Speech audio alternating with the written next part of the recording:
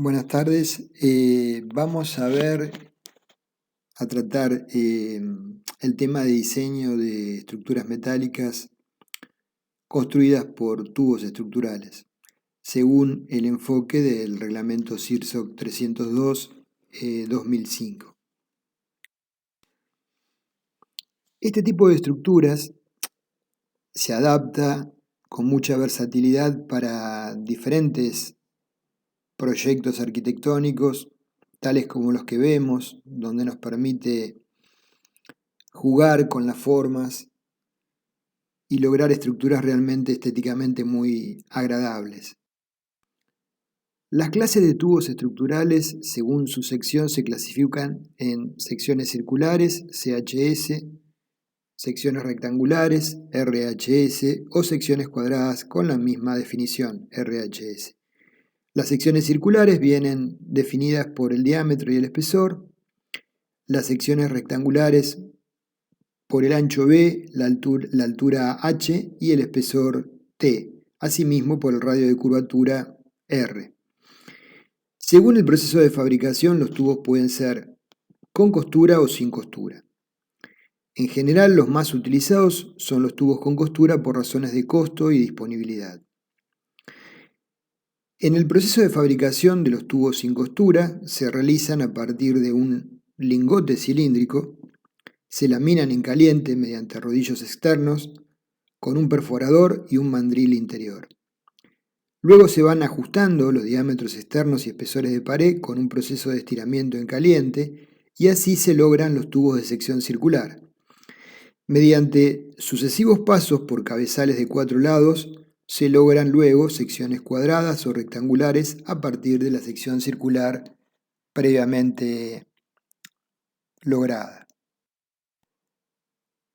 Acá vemos el proceso de conformación de un perfil CHS de gran tamaño.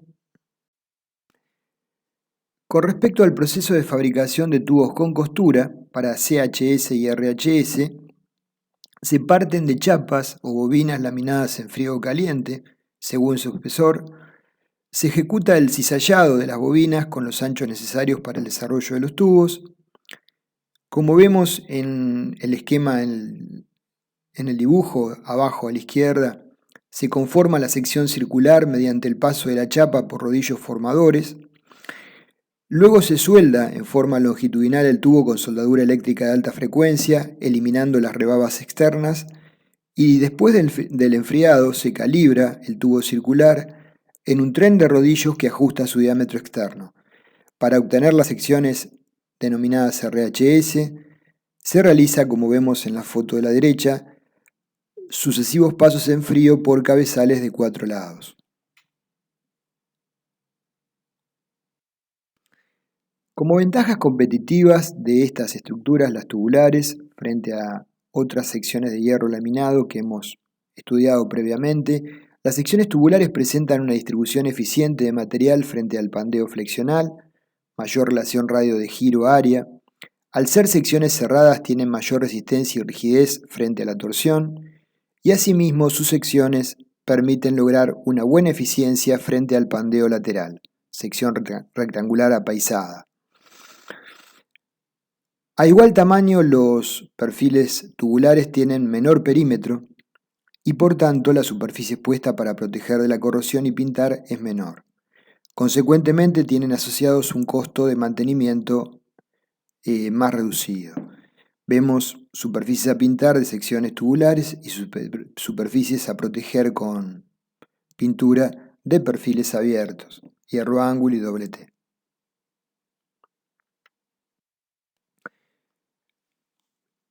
Entre otras ventajas podemos mencionar que frente a elementos expuestos al viento, las secciones circulares ofrecen menor resistencia que otras secciones equivalentes abiertas, como el perfil doble T. Observamos el flujo del viento sobre perfiles abiertos y secciones cerradas. El coeficiente de resistencia al mismo se puede evaluar para perfiles circulares entre 0,5 y 1,2, para rectangulares entre 0,6 y 2, y para perfiles abiertos siempre igual o mayor que 2. Por su parte, como desventaja, presentan algo que es muy claro y evidente y va a ser tratado, que son la complejidad de las uniones. Investigaciones realizadas para determinar la probabilidad de corrosión interna nos muestran que esta no se da en perfiles tubulares sellados. Incluso en aquellos perfiles tubulares no sellados en forma hermética, la corrosión es limitada. En lo que respecta a la condensación en un perfil no sellado perfectamente, para evitarla se pueden ejecutar agujeros, como hemos indicado en el dibujo, de drenaje en la zona hacia donde el agua tienda a ir por gravedad. Estamos vinculados mediante bridas frontales, que son muy habituales, abulonadas, y el agujero que se deja para que el agua drene el agua por condensación se evacúe a través del mismo.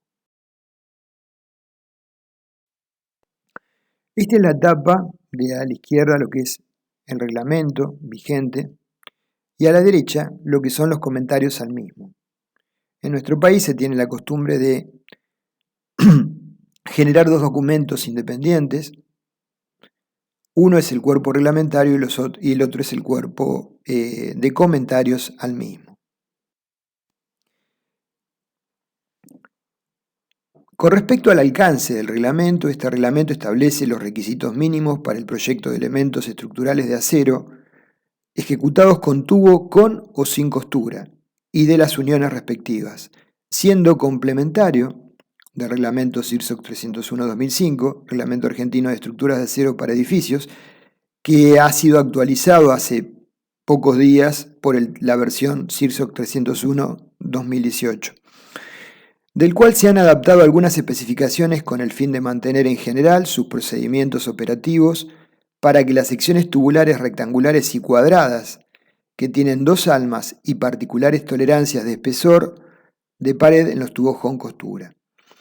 Se incluyen especificaciones para las uniones directas de barras tubulares en reticulados. Este es un aspecto importante y particular de esta tipología de estructuras.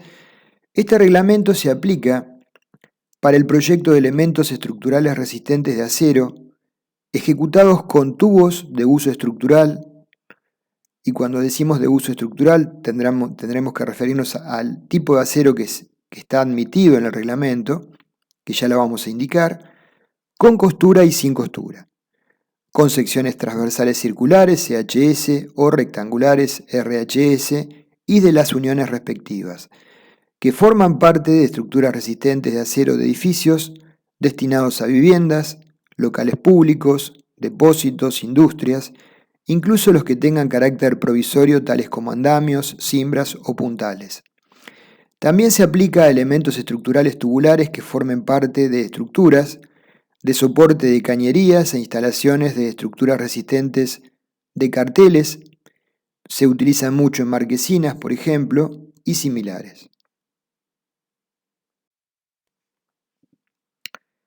Como hemos mencionado, el reglamento CIRSOC 302-2005 es un suplemento o complemento del 301-2005. Por tanto, valen todas las especificaciones de este, excepto aquellas que expresamente estén modificadas por el mismo. No es de aplicación el reglamento para elementos estructurales sometidos a efectos de fatiga, tampoco a tubos sometidos a presiones internas, y no resulta de aplicación a elementos estructurales de secciones compuestas acero-hormigón, elementos mixtos, para el cual se redactará un reglamento específico. Los tubos de sección RHS incluyen los de sección rectangular y cuadrada con esquinas redondeadas. En cuanto a las normas de aplicación para aceros, la norma IRAM IAS U500-218 reglamenta los tubos de acero sin costura de uso estructural y se definen, como vemos en la tabla 1, 4 grados, ¿sí?, con diferentes resistencias, límites de fluencia y alargamientos mínimos de rotura.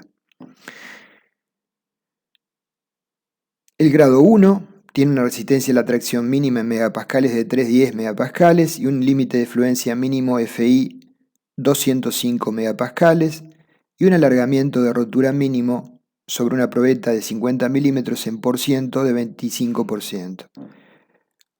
Así sucesivamente se definen los diferentes grados 2, 3 y 4. Tenemos que tener cuidado cuando a veces nos ofrecen los tubos de, por ejemplo, explotación petrolera para ver qué características mecánicas tienen y si complementan las indicadas por el reglamento para su uso en estructuras civiles. La norma IAS U500-2592 reglamenta por su parte los tubos de acero al carbono con costura de uso estructural, que son los más frecuentemente utilizados en nuestro medio. En la tabla C1 se indican las características mecánicas. Las denominaciones del tubo son T sub B y el subíndice en números, que es la tensión de fluencia en megapascales, T20, T22, T30 o T36, con resistencias a la tracción mínima, FU, para secciones circulares o cuadrangulares y rectangulares, con un límite de fluencia mínimo FI para secciones circulares en función del cociente del diámetro y el espesor, menor que 10 o mayor que 10, y para sección cuadradas y rectangulares, respectivamente. Y a su vez un alargamiento de rotura mínimo medido en la probeta de 50 milímetros de base, en porcentual, sobre secciones circulares y cuadradas y rectangulares. El T22 es uno muy utilizado con las características que observamos. El límite de fluencia en los tubos con relación D sobre T, diámetro sobre espesor circulares, se incrementa como resultado del proceso de conformación en frío.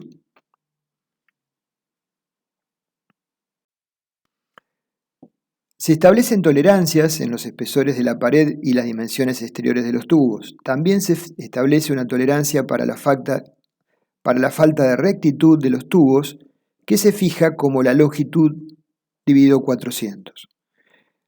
Se destaca que la deformación inicial con que se confeccionaron las curvas de pandeo para barras comprimidas simples con el 301-2005 es de L sobre 1000. Por tanto, si aceptáramos faltas de rectitud del orden de L sobre 400, no serían válidas las ecuaciones de diseño del CIRSOC 301-2005. Por esto, en el capítulo 10 del 302-2005 se establece las tolerancias máximas para barras sometidas a compresión axial, indicando, para barras simples o armadas de tipo 1, 2, 3 y 4, la tolerancia se restringe, por encima de lo establecido en la norma anterior, a L sobre 1000. Durante el proceso de fabricación, paso de sección circular a rectangular por cabezales de 4 lados, puede producirse una variación en el espesor en el centro de las caras del tubo. Además, el aumento de la tensión de fluencia por dicho proceso es variable en las zonas curvas. Por ello, las resistencias de diseño de los tubos rectangulares con costura presentan incertidumbres mayores que las de tubos circulares o bien las sin costura. Lo mencionado se refleja luego de la adopción, se va a reflejar en los valores que observemos como adoptados por factores de resistencia que van a ser menores para los tubos rectangulares con costura respecto a las anteriores. Con respecto a los parámetros, como módulo de elasticidad longitudinal E, módulo de elasticidad transversal G, coeficiente de Poisson en periodo elástico mu, coeficiente de dilatación térmica alfa A y peso específico, son los mismos que los adoptados por el reglamento 301-2005.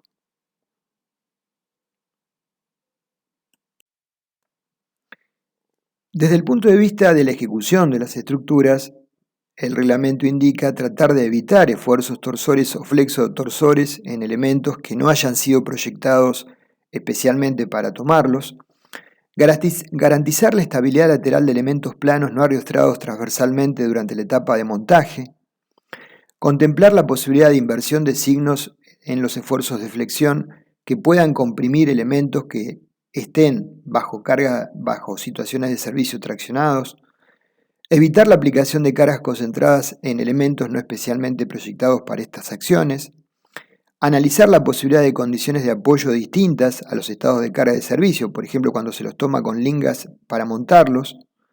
Considerar la posibilidad de efectos dinámicos durante el montaje, que ocurre naturalmente.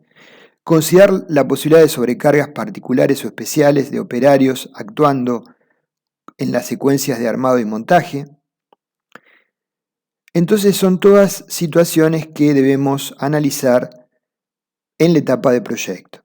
Acá visualizamos una rigidización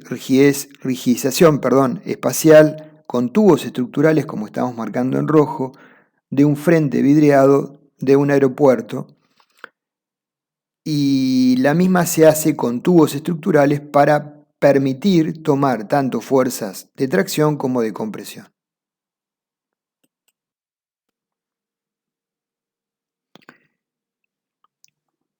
Como mencionamos, las uniones son zonas críticas en cuanto al detalle y diseño. Acá podemos ver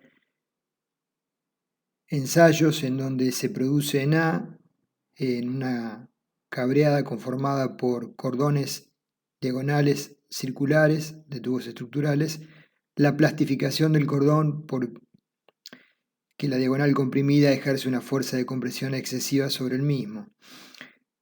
Y en B podemos ver un montante traccionado que produce el punzonamiento del cordón, justamente generado en un esfuerzo excesivo localizado sobre el mismo.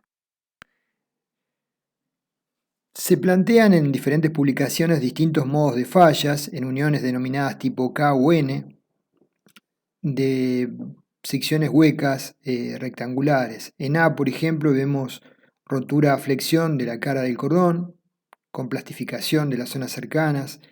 En B, una rotura por punzonamiento, como vimos en la foto, de la cara del cordón.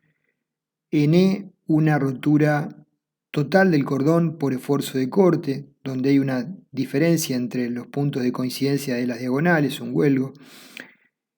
Y en F, por un esfuerzo de compresión importante de un montante sobre el cordón, un pandeo local de las paredes del cordón. Esto a modo de ejemplo de las diferentes tipos de fallas localizadas que se pueden producir en la unión de estructuras tubulares.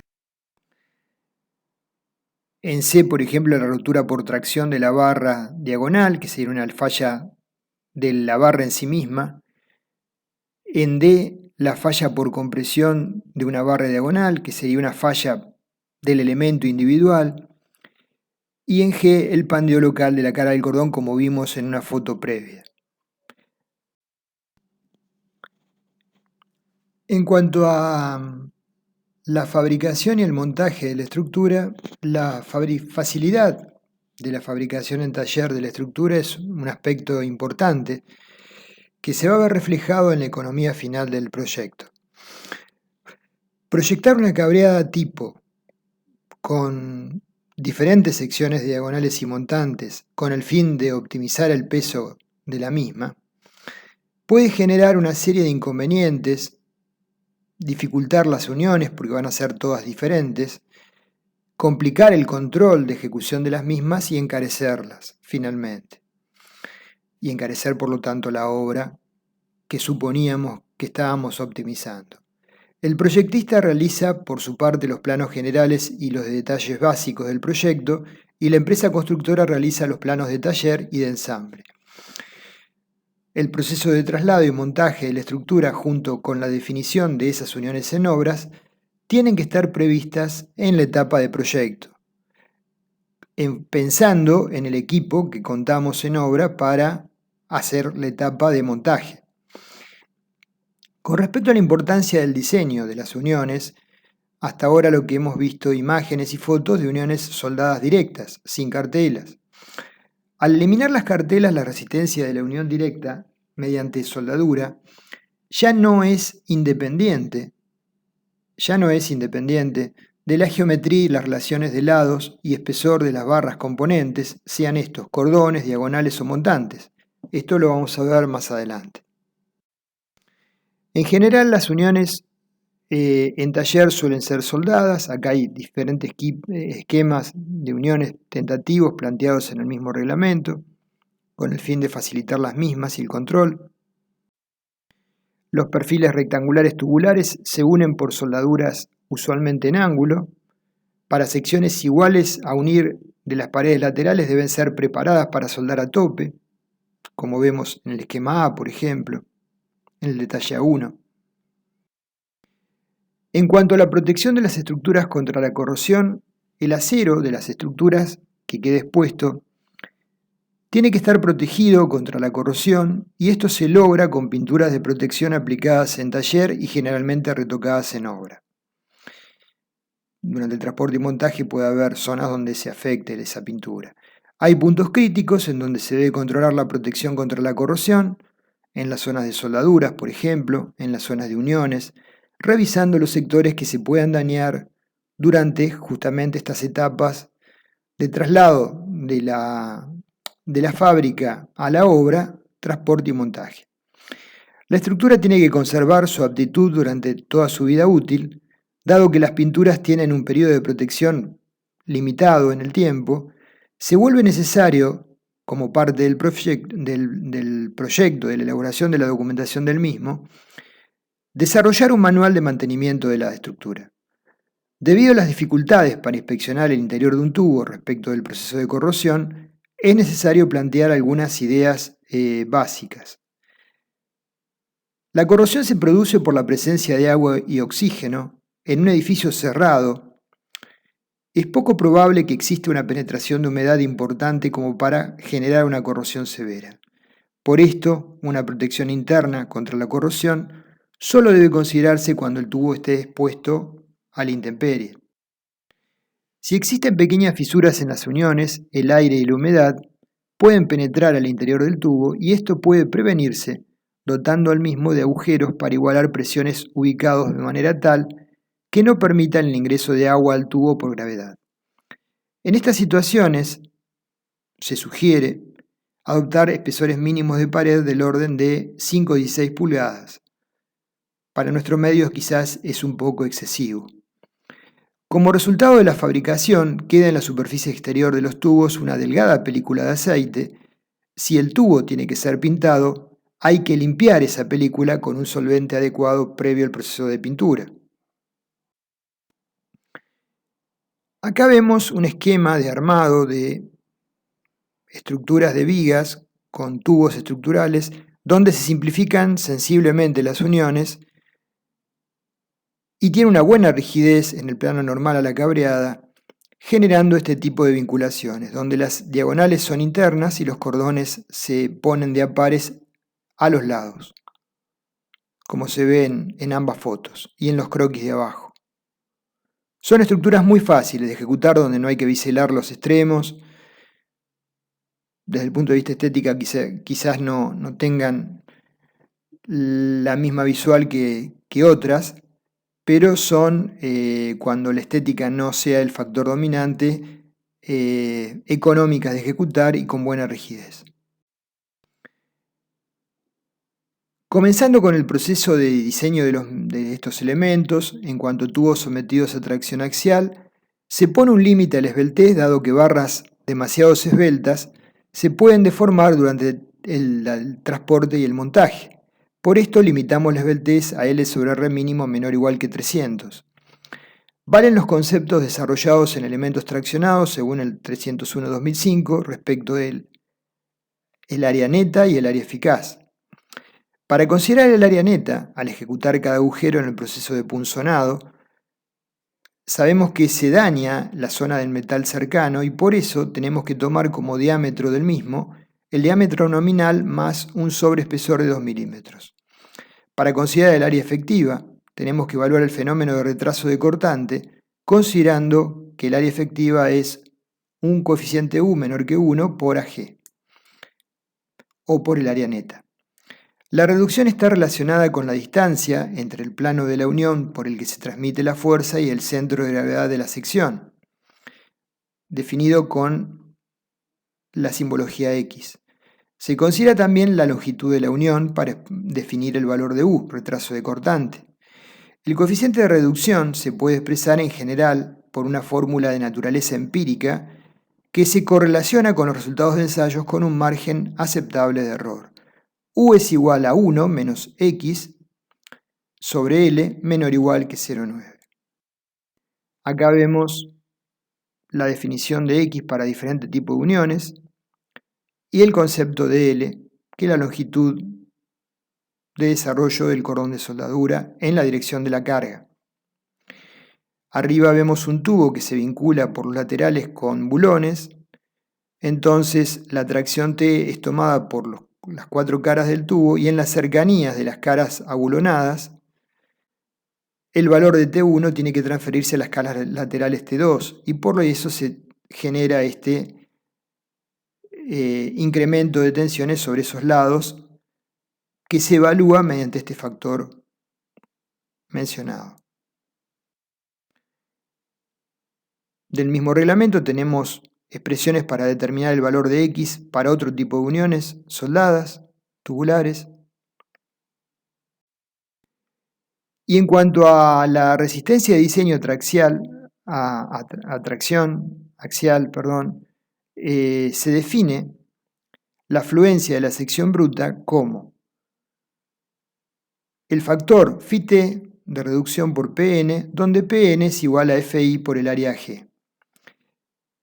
En cuanto al factor Φt para tubos sin costura y circulares con costura, se puede tomar 0,9 y como mencionamos, para tubos rectangulares y cuadrados con costura se toma un valor menor, 0,85.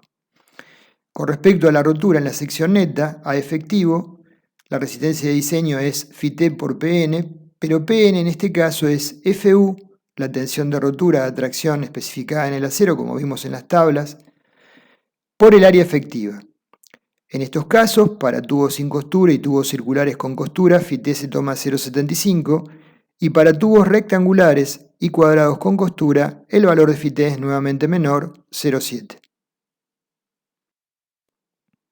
Vamos a ver un ejemplo de aplicación de verificación de tracción de un tubo circular CHS con costura de 127 milímetros por 4 milímetros. El tubo se supone formando parte de una cabreada, va soldado al nudo. La solicitación mayorada TU es 255 kN. El tubo está constituido por acero T22. De tabla sacamos que AG vale 15,46 centímetros cuadrados. Obtendremos la resistencia de diseño de atracción alejado de la zona de la unión, que no la hemos definido para el ejemplo, es Φt por Tn, es Φt por Fi por Ag, Φt es 0,9 en este caso, Fi es 215 kN y Ag lo definimos anteriormente. Nos da 299,15 kN mayor que el valor de Tu, por lo tanto, el tubo planteado alejado de la unión verifica. Restaría hacer la verificación en la zona de la unión cuando ya hemos definido cómo la vamos a ejecutar esa unión. Con respecto al estado límite de rotura del bloque de corte, la falla se presenta a lo largo de una trayectoria que implica tracción en un plano y corte en un plano normal, como vemos en el dibujo. En el plano paralelo a la fuerza, corte, y en el plano normal, tracción. Es poco probable que la rotura se produzca en ambos planos simultáneamente. Por tanto, se puede obtener la resistencia de falla al alcanzar la rotura en un plano de mayor resistencia. Por tanto, para obtener la resistencia nominal del bloque de corte, como oportunamente vimos en perfiles laminados, se suma la resistencia a rotura en un plano, considerando el área neta, con la resistencia a fluencia del plano normal, considerando el área bruta. La tensión de corte a rotura, TU, es un 1 sobre raíz de 3 por FU, aproximadamente 0,6 de FU, y la tensión de fluencia a corte es 0,6 de FI.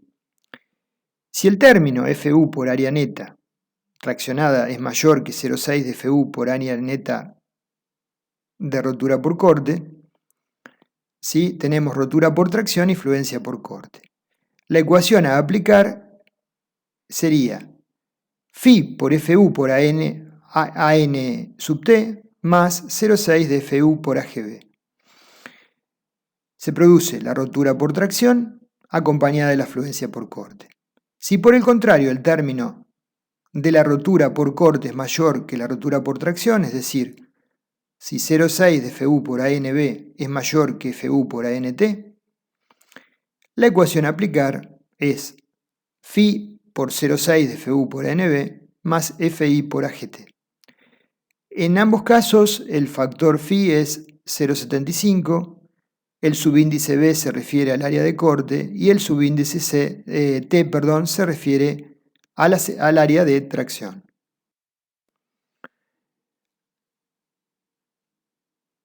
A fin de definir finalmente la resistencia del tubo, tenemos que verificar la resistencia de la unión. Cuando el tubo traccionado forma parte de diagonales del alma de un reticulado con uniones rectas soldadas, su resistencia de diseño depende de las dimensiones relativas y la disposición de los tubos que concurren al nudo. Acá vemos tubos soldados en forma directa y tubos vinculados mediante cartelas, ya sea soldados o abulonados.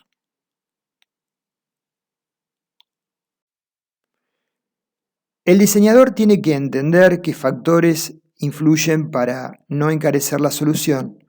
El concepto de peso mínimo por pieza, ya lo mencionamos, dificulta la estandarización de las uniones. En general es conveniente que los cordones tengan paredes gruesas más que finas. Las paredes más gruesas tienen mayor capacidad de tomar las cargas transmitidas por diagonales y montantes. La resistencia de la unión aumenta a medida que disminuye la relación entre el diámetro y espesor para tubos CHS circulares. Sin embargo, un perfil cordón de mayor diámetro y espesor pequeño aumenta la resistencia al pandeo como elemento. Las barras de diagonales y montantes tienen que tener espesores de pared pequeño, ya que la eficacia del nudo aumenta al aumentar la relación espesor de cordón, espesor de diagonal. Esa rotura por punzonado que vimos en algunas fotos se tiende a evitar. En el caso de tubos estructurales, normalmente solemos trabajar con... Todas las secciones naturalmente son rigidizadas y solemos trabajar con relaciones de lados y espesores que en algunas circunstancias convierten a algunos sectores de las mismas no eficaces. Entonces, vale la pena recordar algunas ideas que planteamos cuando vimos estructuras armadas sobre resistencia postcrítica y el concepto de ancho efectivo. Esta resistencia postcrítica es importante para placas rigidizadas como son las paredes de los tubos, y tanto mayor es cuanto es mayor es la esbeltez de las placas, la relación entre el ancho B y el espesor T. FI sería la tensión de fluencia, FCR sería la tensión crítica de pandeo elástico y la zona rayada sería el incremento por encima de la tensión crítica de pandeo elástico de la capacidad de carga a compresión posabolladura, debido a la rigidización de los elementos colindantes. Si la placa es más esbelta, el fenómeno de la resistencia postcrítica se acentúa, como vemos abajo, y la zona rayada es sensiblemente importante respecto de la definida por la tensión crítica. Dada la dificultad de integrar las tensiones resultantes variables, se recurre, como oportunamente vimos, a utilizar el concepto del ancho efectivo B sub B. Cuando se llega al valor crítico, en el punto A1, donde F crítico 1 tenemos para ese valor, hay un sector interno de la placa que ya no es estable. Y se presenta para esas fibras una deformación fuera del plano. La magnitud de esa carga se denomina carga crítica o carga de pandeo de la placa. Como suponemos que la placa está, en este caso, articulada en ambos bordes, el pandeo se ve restringido a su deformación en forma transversal por esos vínculos y la placa puede entonces continuar soportando incrementos de carga en su posición deformada por encima de A1. Comienzan, la columnita central que llega a la tensión crítica, ve restringida por las vigas ficticias, la columnita vertical, por las vigas ficticias horizontales que son en realidad discretizaciones de lo que es la placa, que es un elemento continuo, trabajando a tracción estas vigas, y puede seguir manteniendo un cierto nivel de carga, descargándose en las columnas aledañas, las que pueden seguir incrementando la carga. Por lo tanto, se pierde rigidez en la placa a partir de A1, se empiezan a acentuar la concentración de tensiones que antes eran uniformes en la zona de esquinas rigidizadas, llegando al punto B1, y cuando llegamos finalmente a un cierto volumen de columnas ficticias que han ingresado a la tensión crítica en C1, se produce el valor de la carga última, F1, y la falla del elemento. Dada la dificultad de integrar las tensiones resultantes, variables, se recurre al artificio del concepto de ancho efectivo B sub B. Según este concepto, debido a von Karman, se reemplaza la placa de ancho B por otro equivalente de ancho reducido, B efectivo, pero este sometido a una compresión uniforme FI o F1 máximo. Lo que tenemos que cumplir es que la carga total sea igual al espesor de la placa por la integral de las tensiones cuya función desconocemos por diferencial de B, que es igual al espesor de la placa por el ancho efectivo B sub B por FI o por F1 máximo si no se llega a FI. Las definiciones de ancho efectivo del CIRSOC 302-2005 se basan en la teoría de von Karman y en estudios posteriores de Winter y ajustes según ensayos. Con respecto a los tubos solicitados a compresión axial, entonces tenemos que, a fin de evitar barras que sean muy esbeltas y que puedan sufrir deformaciones durante el montaje o manipuleo, y a su vez no trabajar con tensiones críticas muy reducidas, muy limitadas, la esbeltez se limitaba a lambda K por L sobre R menor o igual que 200.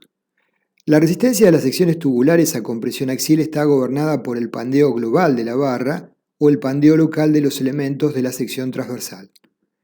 La resistencia de diseño para pandeo flexional o torsional de barras axialmente comprimidas está dada por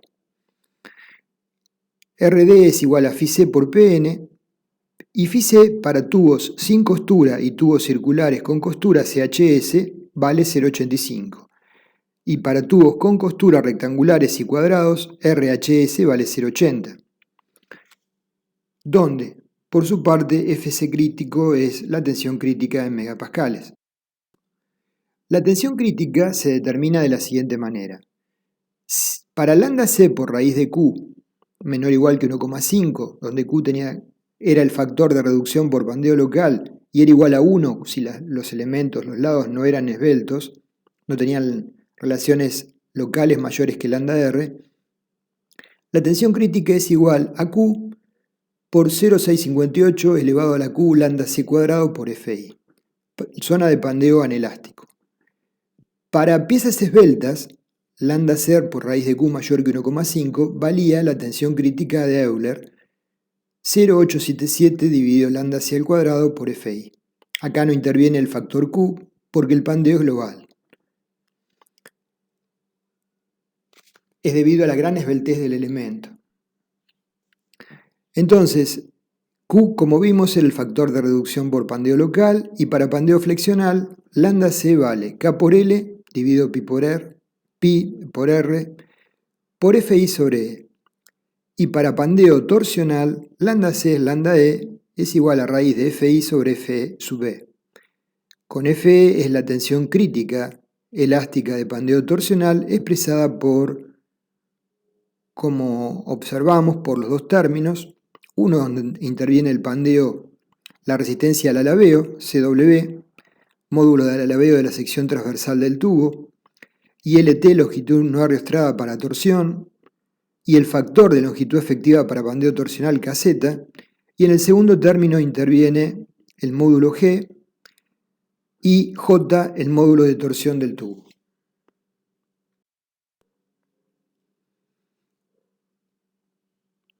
La tensión crítica pandeo torsional está relacionada entonces con los parámetros que influyen sobre la resistencia a torsión, y son los que enunciamos. Es poco habitual que esta tensión sea la limitante, la tensión crítica torsional sea limitante o determinante en el diseño de tubos. Para ello los tubos tendrían que ser muy cortos y delgados, situación que no es frecuente en los proyectos de estructuras metálicas, de cableadas, cerchas o edificios.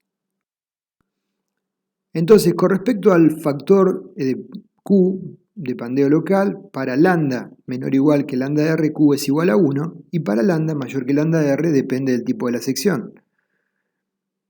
Para tubos circulares, con lambda menor que 0,45 de raíz de E sobre FI, Q vale 0,038 por E dividido FI D por T más 2 tercios, donde D es el diámetro exterior del tubo en centímetros y T es el espesor de la pared también en centímetros. Para tubos rectangulares, RHS, Q es el cociente del área efectiva a efectivo sobre el área bruta. Entonces, el B efectivo, a partir de esa definición, se obtiene para tubos rectangulares sin costura. B efectivo es una constante, 1,91 por T raíz de E sobre la tensión F, por el término entre paréntesis, menor o igual que B, naturalmente. Y para el lado H vale lo mismo, lo único que el divisor de 0,381 es H,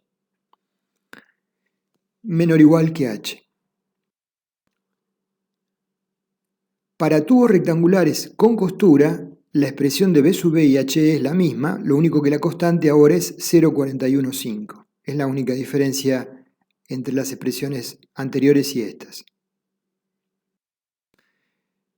F sería el cociente de φC por F crítico, T es el espesor del tubo y luego obtenemos lambda C por raíz de Q, comparamos si es menor o igual que 1,5 o mayor y determinamos la tensión crítica correspondiente. En estos casos se resolvía el problema por iteraciones como lo habíamos visto oportunamente en perfiles armados. Por lo tanto, lo que tendríamos sería una serie de curvas de pandeo dependiendo del valor de Q. Para Q igual a 1 es la curva que presenta el reglamento y para valores de Q menores serían las curvas por debajo del mismo. A partir de un cierto valor de lambda C, pasamos de la zona de pandeo anelástico a la zona de pandeo elástico donde todas las curvas, independientemente del valor de Q, coinciden.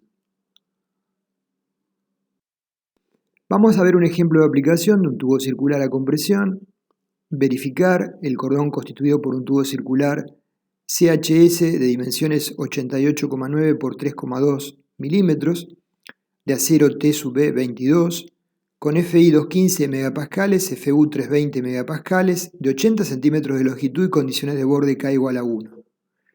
La solicitación mayorada es NU menos 136 kN.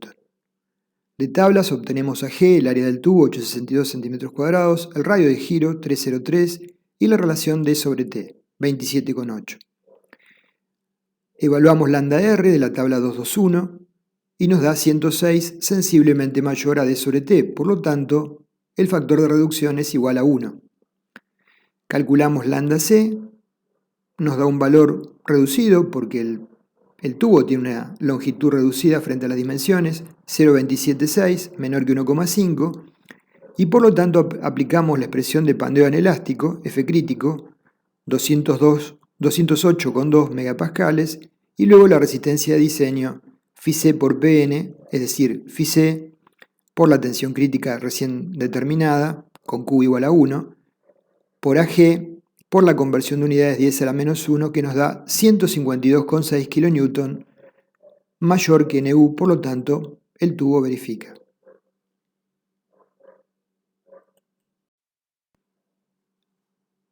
La tabla que utilizamos para evaluar los valores en función de D sobre T, los valores de lambda R, es la 221, el renglón 1A, tubo circular en compresión axial, relación de esbeltez D sobre T, lambda R 22.800 dividido FI. O sea, con esta tabla definimos el valor correspondiente de lambda R.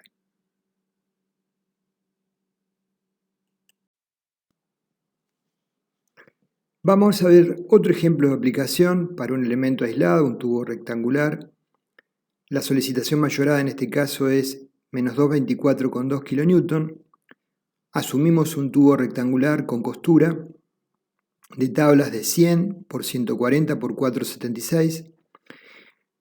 Obtenemos los valores del área G, del radio de curvado de los pliegues 2 veces el espesor, los momentos de inercia Ix y sub I, el módulo resistente plástico Zx y los radios de giro Rx y Ri. Consideramos que el esbeltez fuera del plano es 480. En función de eso, lambda es 91,8 y la esbeltez en el plano es 240. En función de ello, lambda es 59,60. Por supuesto, como la esbeltez fuera del plano es mayor que la esbeltez en el plano, el tubo lo colocamos acostado, como vemos en el dibujo. Con base al mayor valor de esbeltez, determinamos lambda C, 0,98. H sería la altura total menos 2 veces el radio, 12,096 centímetros. Entonces H sobre T es ese valor dividido el espesor, 0,47. Nos da 25,4, que es menor que lambda R. Si vamos a la tabla que vimos recién, lambda R es 580 sobre raíz de Fi. Nos da 38,6. Por lo tanto, Q vale 1. Aplicamos la expresión de pandeo anelástico, obtenemos la tensión crítica, 150,5 megapascales, y la resistencia de diseño luego, como vimos anteriormente, Φc por Pn, que nos da 257,15 kilonewton, ¿sí? Mayor que el valor de partida. Acá visualizamos en la misma tabla, en renglón 2b, pared de tubo RHS con costura con compresión uniforme, relaciones B sobre T o H sobre T para obtener los valores de lambda R. Lambda R es 580 dividido raíz de Fi.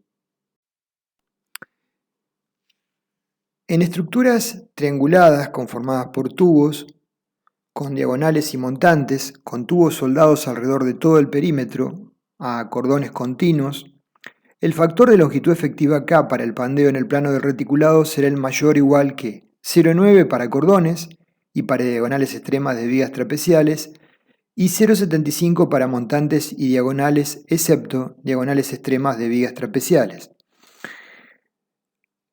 Estamos considerando un cierto grado de empotramiento, como vemos en el dibujo de la diagonal en los cordones. La mayor rigidez y resistencia torsional de los tubos comparada con la de otras formas seccionales incrementa la restricción que las barras tubulares ejercen entre sí cuando forman parte de un pórtico y están unidas en forma directa. Por ejemplo, en un reticulado, la unión directa de una barra tubular, diagonal o montante con un cordón continuo es realizada generalmente por unión soldada continua alrededor del perímetro de la barra de alma. En este tipo de unión, el cordón presenta una cierta restricción al giro, un empotramiento elástico, fundamentalmente en el plano del reticulado. Con respecto a la restricción fuera del plano, depende también de la rigidez de las barras del alma. Las barras de alma tienen una importante restricción al giro en el plano del reticulado. Las restricciones al giro que mencionamos permiten para este tipo de uniones reducir el factor de longitud efectiva Q. Los valores de Q que mencionamos están basados en recomendaciones e investigaciones del CIDEC, según el autor que mencionamos, 1992.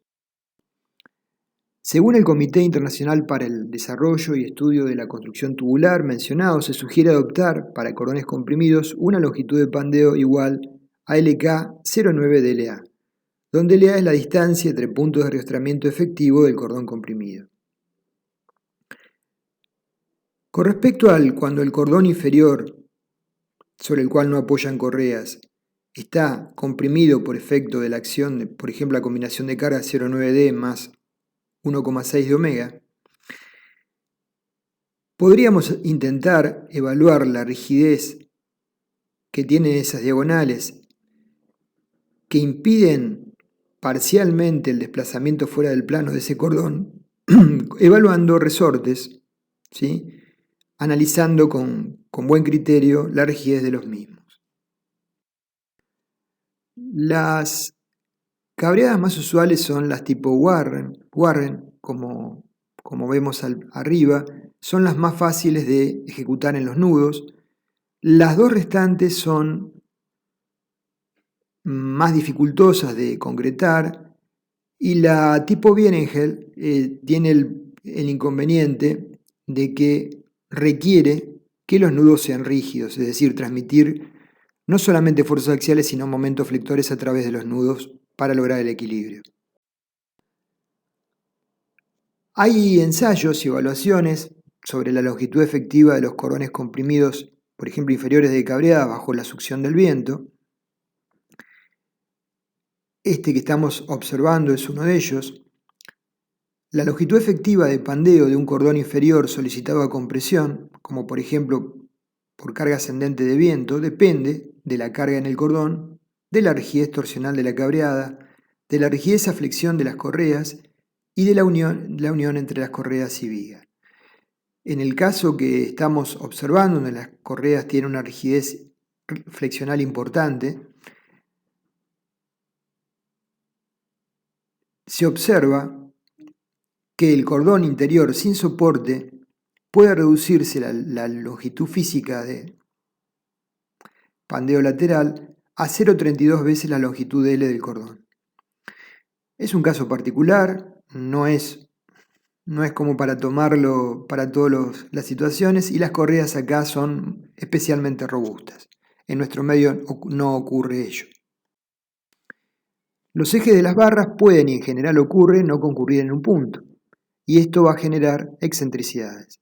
Este aspecto puede evaluarse en el modelo considerando una barra rígida ficticia y distribuyendo el momento según las rigideces entre las barras que concurran al nudo, como vemos abajo. No es usual, pero podríamos modelar una cabreada con estos elementos muy rígidos, con nudos desplazados, el valor de la excentricidad, que sería la diferencia entre el punto de concurrencia de las diagonales y el eje de los cordones. Para un primer predimensionado, la altura entre cordones de las cabreadas con cordones paralelos puede estar entre L sobre 15 y L sobre 20. Abajo ampliamos el detalle de la unión de un nudo. Para nudos con espaciamiento, como vemos acá, el espaciamiento está dado por el huelgo G, tendríamos la nomenclatura que observamos. El primer caso tiene excentricidad nula, es difícil de concretar.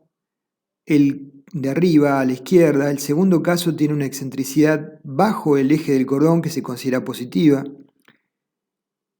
El segundo caso de la izquierda hacia abajo tiene una excentricidad negativa hacia arriba del nudo. Abajo vemos cómo podemos, en función de un espaciamiento dado, concretar las uniones soldadas de los extremos de los tubos. Y en algunas ocasiones se recurre a que una diagonal se solape con respecto a la otra. El solape puede ser parcial o del orden del 100%. Hay que recordar que la capacidad resistente de la cabreada influye, para evaluar la misma, no solo la de los elementos componentes, cordones y diagonales, sino también que es determinante, como en cualquier cabreada, la resistencia de la unión, en este caso del nudo. Acá es aún más determinante. Las uniones con huelgo o espaciamiento presentan menor resistencia relativa que las que tienen recubrimiento, pero tienen la ventaja importante de ser más fáciles de preparar y soldar. Si utilizamos tubos rectangulares o cuadrados de RHS, es conveniente que las diagonales tengan un ancho algo menor que el ancho de los cordones para permitir ejecutar soldaduras más sencillas. El ángulo entre las diagonales y los cordones no debería ser menor a 30 grados, dado que, en caso contrario, se dificulta el proceso de soldadura. Respecto del diseño de nudos, en nudos soldados directamente, los cordones deberían tener paredes gruesas y no delgadas. Por el contrario, Las diagonales deberían tener a igual sección paredes delgadas que facilitan la unión al cordón. Para los modelos de cabreadas tubulares con uniones directas soldadas, la determinación de los esfuerzos axiles se puede realizar suponiendo los nudos articulados. Para evaluar las deformaciones bajo cargas de servicio para uniones directas soldadas con recubrimiento, podemos entonces evaluar las deformaciones directamente del modelo. Ahora, si las uniones son con huelgo o espaciamiento, probablemente las deformaciones reales sean algo mayor a las obtenidas en el modelo, entre un 12 o un 15%, con respecto al modelo de nudos articulados. Por tanto, se sugiere ajustar los valores obtenidos del modelo, incrementándolos en 1,15 y así cubrir la mayor deformabilidad de las cabreadas con huelgo.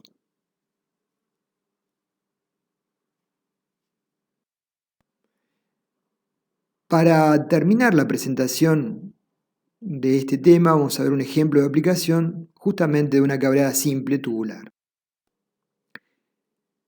Vamos a, sobre la base de lo que dijimos, tratar de hacer nudos simples, plantear una cabreada con 18 metros de luz apoyada sobre columnas de hormigón armado, con una configuración tal que el cordón inferior y el superior concurren en un punto y se apoyan sobre una placa metálica que se vincula a la columna, conformando una articulación en ambos extremos. En azul se ven las correas, que son las que soportan la carga de chapa y la aislación, y la presión, las sobrecargas de uso y la presión del viento. Las correas se apoyan sobre nudos. Por la forma de apoyo sobre las columnas, esta pregunta ya está respondida. ¿Cómo considero el vínculo, articulada o empotrada?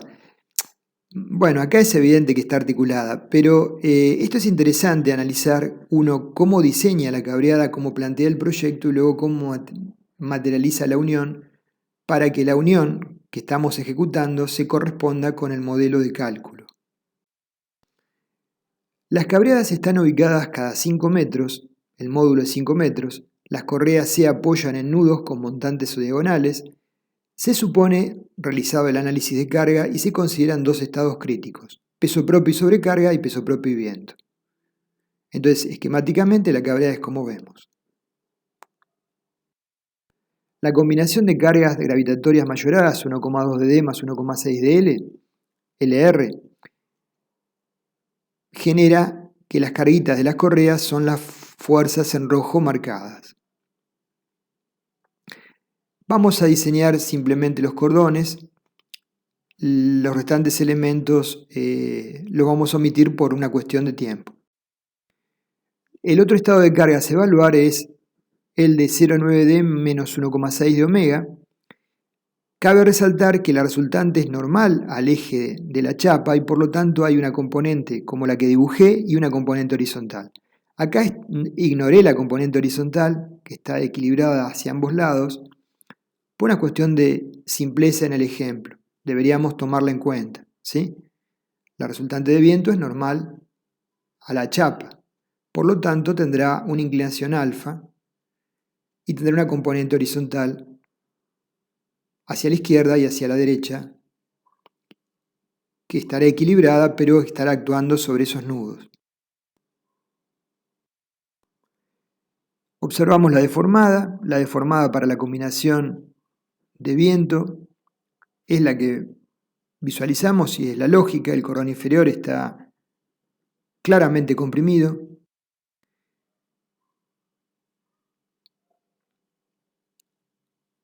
Para la combinación U1, peso propio y sobrecargas, el cordón inferior va a estar traccionado.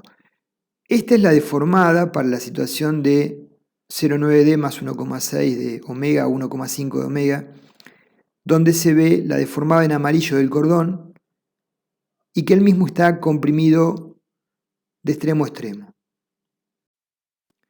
Para la combinación U1, cargas gravitatorias, el cordón inferior está traccionado de punta a punta, la situación es más favorable para el mismo. Visualizamos las dimensiones entre nudos del cordón inferior, son 3 metros en la zona central y 3 metros 250 en la zona intermedia y 2,02 en los extremos. Tentativamente vamos a utilizar para el cordón inferior un tubo rectangular RHS 80 x 140 x 475 de acero T22. El perfil se va a ubicar acostado para aumentar la rigidez normal al plano. Se va a poner en horizontal. La tensión de fluencia es 237 megapascales y la tensión de fractura del acero FU es 360. Tenemos el valor de AG, RX y RI. Para el estado U1, el cordón inferior está traccionado. TU vale más 73,91 kN. Verificamos con la condición RD igual a Φt por Pn, Φt por Fi por Ag. Φt vale en este caso 0,85, Fi es 237 megapascales y Ag, el valor de referencia mencionado, nos da 391,13. Por lo tanto, el cordón inferior absorbe sin problemas las solicitaciones de tracción del estado 1. Para este cordón, a priori la solicitación más crítica era la combinación U2, que genera compresión sobre la totalidad del mismo y la tendencia a la inestabilidad normal al plano del dibujo. Vamos a verificar entonces el cordón para la combinación U2. En el plano, considerando K igual a 1, tenemos longitudes LI 202, que vale menos 45,81 kN, y LI 300, donde NU vale 44,49 kN. Lo disponemos al cordón en horizontal, 140 y 80. Consideramos la segunda situación, donde LI es 300, para el pandeo en el plano. Verificamos la esbeltez local, nos da H igual a 121 milímetros, H sobre T nos da 25,47 y lambda R nos da 37,76. Por lo tanto, Q es igual a 1. Continuaremos con el proceso determinando a partir de Q igual a 1 lambda C. Lambda C por raíz de Q es menor que 1,5. La tensión crítica es 155,95 megapascales y N disponible es igual a 242,2 kN. Por lo tanto, el cordón verifica en el plano. Verifica tracción y verifica compresión en el plano. Lo que nos falta es verificar la situación más crítica, que es a compresión normal al plano. Para esta situación, si no hay ningún arrastramiento, la luz es 18 metros, por lo tanto lambda SLK sobre Rx, 1800 sobre 505 nos da 356, que es mayor que 200. No es admisible. Tengo que pensar en colocar algún tipo de arrastramiento para que la esbeltez no supere 200. Esto me lo indica el mismo código o reglamento.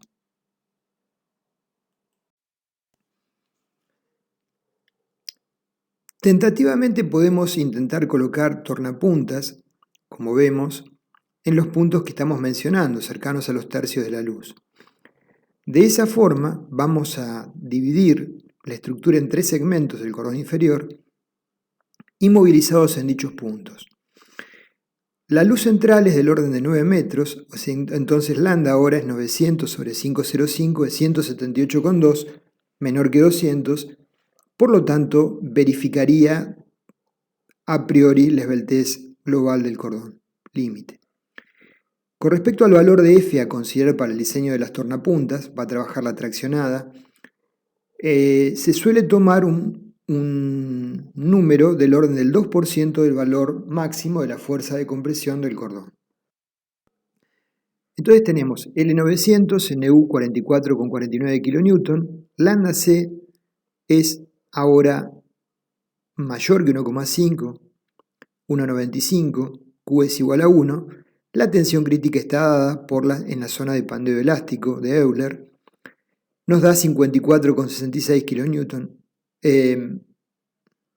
megapascales, perdón, la tensión crítica, y el N disponible es 0,80 por F crítico por AG. Nos da 84,80 kN, por lo tanto verifica. Entonces, para que verifique, tenemos que recordar, detallar en los planos y colocar en obra los tornapuntas en los puntos que hemos establecido. Algo que no desarrollamos en el ejemplo y que es muy importante es verificar siempre, en uniones directas, la capacidad de cada nudo. Y eso está establecido en el respectivo reglamento, siguiendo las sugerencias que hemos dado. Normalmente verifica, pero es un punto importante a desarrollar. Para el cordón superior, al considerarse arrostrado cada 2 correas, la longitud de pandeo normal al plano disminuye en forma importante. Vemos las triangulaciones, las cruces de San Andrés en el plano. El valor máximo en EU es 80 con 14 kN, la luz en el plano de pandeo es 153 y como está arrostrado cada 2 correas, la longitud de pandeo normal al plano es 307 centímetros. Tentativamente probamos con un tubo RHS TE22 de 60 por 120 por 4. AG tiene 13,348 centímetros cuadrados, RX 3,6 centímetros, RI 2,41 centímetros. Para la situación de 0,9D más 1,6 de omega, el tubo está traccionado, TU es más 49,79 kN. Verificamos el tubo superior a tracción. Verifica generosamente, nos da 268,8. Es FIT por FI por AG. Y hay que verificar ahora el cordón superior a compresión para el estado 1. En el plano 153 centímetros y normal al plano 307. Chequeamos el pandeo en el plano con RI 241. Chequeamos el valor de Q, la esbeltez local. H sobre T nos da 26 y lambda R es 37,76. Q es igual a 1. En general, los tubos comerciales dan valores de Q igual a 1. Calculamos el valor de lambda C, es 0,695, menor que 1,5. La tensión crítica de pandeo y el N disponible, 206,7, bastante mayor que 80,14. Ahora tenemos que verificar la situación normal al plano donde L es 307, pero el ancho del tubo es mucho mayor. Normal al plano, entonces L es 307.